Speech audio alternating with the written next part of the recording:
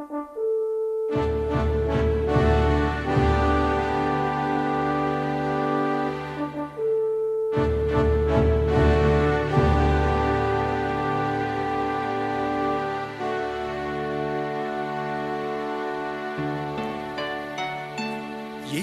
Tuhan dan Allah kami,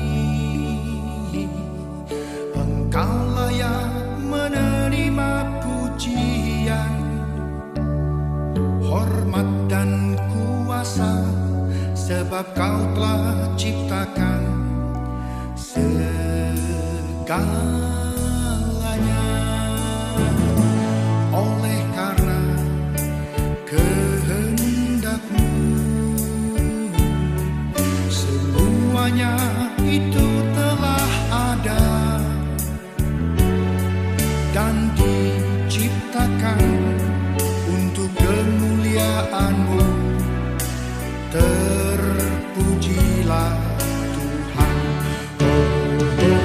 Hosana, terpujilah Tuhan, terpujilah Tuhan Yesus. Hosana, terpujilah Tuhan, terpujilah Tuhan Yesus.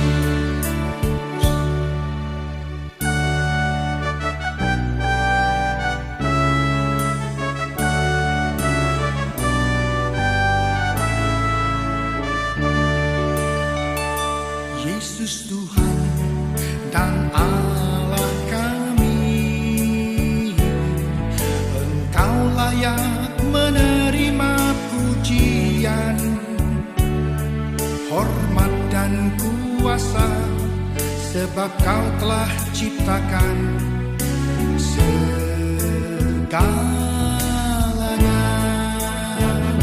Oleh karena kehendak-Mu, semuanya itu telah ada dan diciptakan untuk kemuliaan-Mu. Terpujilah Tuhan. Hosana, terpujilah Tuhan, terpujilah Tuhan Yesus. Hosana, terpujilah Tuhan, terpujilah Tuhan Yesus.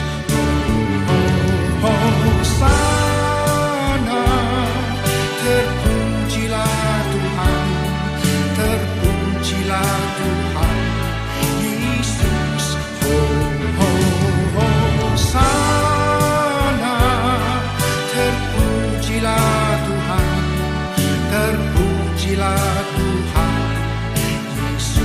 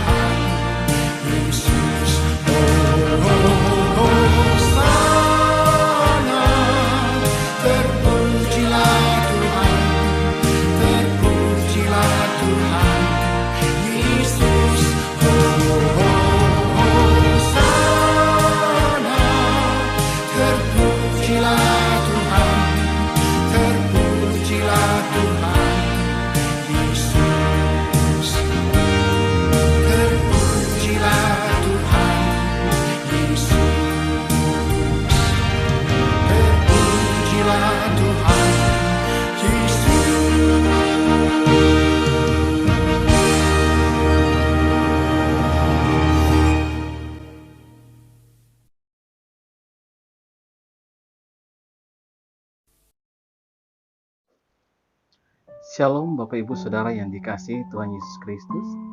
Salam sejahtera bagi Bapak Ibu Saudara sekalian dimanapun Bapak Ibu berada.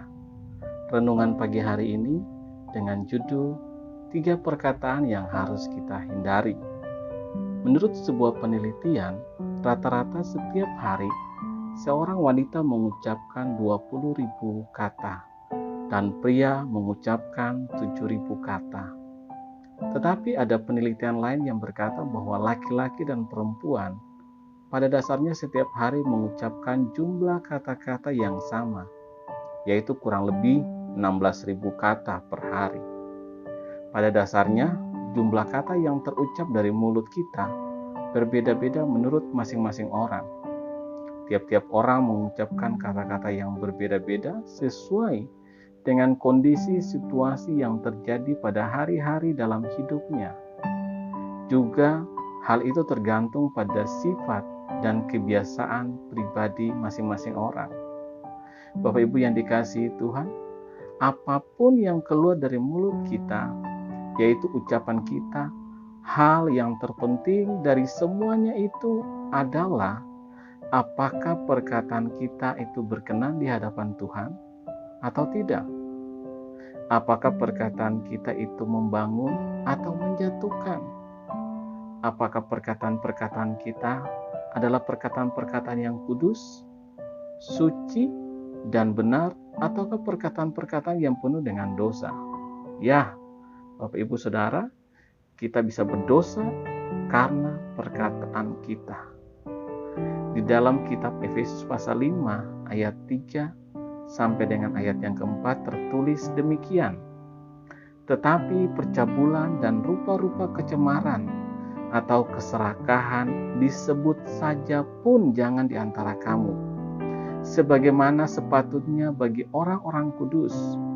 Demikian juga perkataan yang kotor, yang kosong, atau yang sembrono, karena hal-hal ini tidak pantas. Tetapi sebaliknya ucapkanlah syukur. Bapak Ibu yang dikasihi Tuhan, dalam ayat ini ada 3 hal yang disebutkan sehubungan dengan perkataan yang tidak boleh kita bicarakan karena hal itu tidak pantas, yaitu perkataan yang pertama, perkataan yang kotor, yang kedua, yang kosong, yang ketiga, perkataan yang sembrono. Yang dimaksud dengan perkataan yang kotor adalah kata-kata yang cabul, yang tidak senonoh, kata yang berisi pelecehan secara seksual, kata-kata mengumpat, memaki, dan sebagainya. Sedangkan yang termasuk perkataan yang kosong adalah perkataan yang keluar tanpa dipikirkan terlebih dahulu, tidak memakai hikmat, dan tanpa pemikiran yang matang. Sedangkan perkataan yang sembrono dalam ayat ini adalah humor-humor yang tidak sopan, yang vulgar, atau semua lelucon yang diwarnai dengan hal-hal yang cabul dan tidak pantas untuk disebutkan. Bapak Ibu Saudara yang dikasihi Tuhan, sesuai dengan ayat tadi, mengapa kita tidak boleh menyebutkan atau mengeluarkan perkataan-perkataan yang demikian? Adalah karena hal itu tidak pantas untuk kita ucapkan sebagai anak-anak Tuhan. Kita adalah anak-anak kerajaan sorga. Oleh karena itu kita wajib hidup memuliakan nama Tuhan. Hendaklah perkataan kita itu mempermuliakan nama Tuhan dan tidak mempermalukan nama Tuhan di hadapan orang lain. Di negara kita Indonesia, ada kasus-kasus di mana ada orang-orang yang mengucapkan kata-kata yang tidak pantas dan selanjutnya orang tersebut diangkat sebagai duta. Ketika dia diangkat menjadi seorang duta dari hal tertentu, maka dia belajar untuk menahan perkataannya. Dia belajar untuk memakai pikirannya supaya dapat menguasai apa yang akan keluar dari mulutnya, yaitu ucapan dan perkataan. Karena sebagai duta, dia harus mengucapkan perkataan-perkataan yang pantas, yang mulia, yang menunjukkan jati dirinya sebagai seorang duta. Bapak Ibu Saudara yang dikasihi Tuhan, kita pun adalah seorang duta, duta kerajaan sorga. Bapak Ibu Saudara, sebagai orang yang percaya kepada Tuhan Yesus Kristus, kita semua adalah sebagai duta-duta kerajaan sorga. Sebab kewarganegaraan kita ada di dalam kerajaan sorga.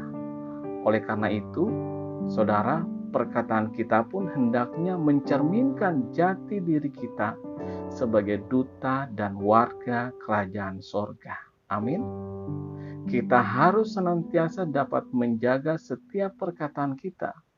Sebab perkataan-perkataan kita yang keluar dari mulut kita akan kita pertanggungjawabkan di hadapan Tuhan. Dalam Matius pasal yang ke-12 ayat 36 berkata, "Tetapi aku berkata kepadamu, setiap kata-kata sia-sia yang diucapkan orang harus dipertanggungjawabkan pada hari penghakiman." Ayat 37, "Karena menurut ucapanmu engkau akan dibenarkan, dan menurut ucapanmu pula engkau akan dihukum." Jadi Bapak Ibu Saudara yang dikasihi Tuhan, betapa pentingnya kita harus menjaga ucapan-ucapan yang keluar dari mulut kita. Bapak Ibu Saudara yang dikasihi, ada satu pertanyaan yang muncul. Dari mana sebenarnya sumber datangnya perkataan itu?